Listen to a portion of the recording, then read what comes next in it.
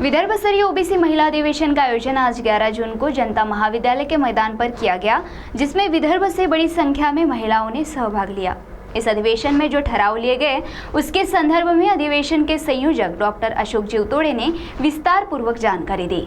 जनता महाविद्यालय के मैदान पर आज 11 जून को विदर्भ स्तरीय ओबीसी महिला अधिवेशन का आयोजन किया गया। इस मौके पर बड़ी संख्या में महिलाएं विदर्भ के सभी जिलों से आई हुई थी। इस दौरान उपस्थित सभी महिलाओं को कार्यक्रम की अध्यक्षा प्रतिभा जीवतोड़े ने शपथ दिलाई। वहीं इस अधिवेशन में मौजूद एक महिला प्रतिनिधि ने इस अधिवेशन के संबंध में क्या कहा, आप स्वयं सुने उन्हीं की वाणी। नमस्कार। आज 11 जून ओबीसी महिला अधिवेशन 2025 आज इथे घेण्यात आलंय। अतिशय आगळा-वेगळा कार्यक्रम हा इथे आयोजित केला, त्यामुळे आयोजकांचे मी खूप आभार मानते। या अधिवेशनात अनेक समाजातील अनेक प्रश्न करणारे आपण त्याच्यावर चर्चा केली। जे प्रश्न उभे आहेत त्यांच्यावर चर्चा केली। त्यात प्रामुख्याने हुंडा पद्धती, लग्नात लागणारा खर्च आणि त्याचप्रमाणे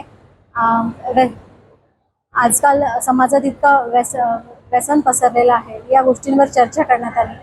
आणि 11 जिल्ह्यातून इथे सगळ्या महिला उपस्थित होत्या। त्यांनी आपापल्या अनुभवातून आपले विचार मांडले आणि या चर्चेतून आम्ही या अधिवेशनाचं एक कन्क्लुजन असं होतं की आम्ही इथे शपथ घेतली की कधीही हुंडा पद्धतीला समर्थन करणार नाही। आणि जो लग्न खर्च होतो, ज्यामुळे आपल्या समाजातील अनेक बांधव कर्जबाजारी होतात, त्यांचे मुलं व्यसनाधीन होते, तर त्यासाठी देखील ते पूरक ठरत नाही। त्यामुळे या गोष्टी झाल्या नाही पाहिजे। या अधिवेशनात आम्ही असं कन्क्लुजन काढलं आणि हा कार्यक्रम अतिशय आगळ्या-वेगळ्या पद्धतीने घेण्यात आला, त्यामुळे आयोजकांचे खूप खूप आभार। साथ ही इस दौरान अधिवेशन की अध्यक्षा प्रतिभा जीवतोड़े ने भी इस अधिवेशन के संबंध में जानकारी दी।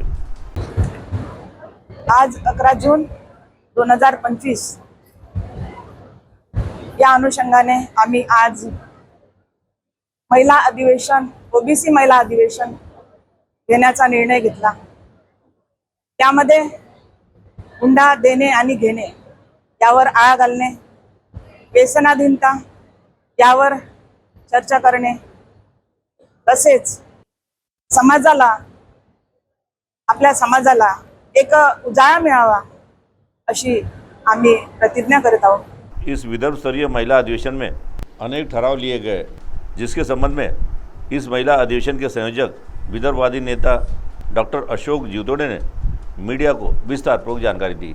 पहिला ठराव वैष्णवी हगवणे यांना श्रद्धांजली देण्यात आली आणि त्या अनुषंगाने सरकारला विनंती करण्यात आली की अशा हुंडाबळीच्या सर्व केसेस फास्ट ट्रॅक कोर्टात चालवण्यात याव्या।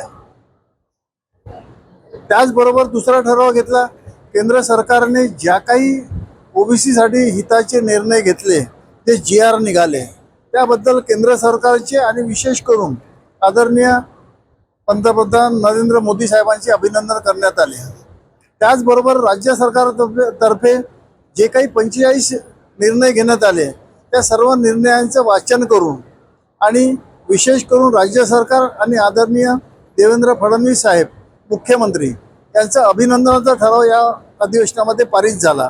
त्याचबरोबर सामाजिक स्थिती जी ओबीसींची आहे, जी अनिष्ट परंपरा, अनिष्ट रूढी या ओबीसी समाजामध्ये फोफावल्या आहेत, त्याबाबत आदर्श आचारसंहिता सामाजिक पद्धतीनं मंजूर करून एक सर्व ओबीसी समाजाला आदर्श आचारसंहिता या ठिकाणी जाहीर करण्यात आली आहे।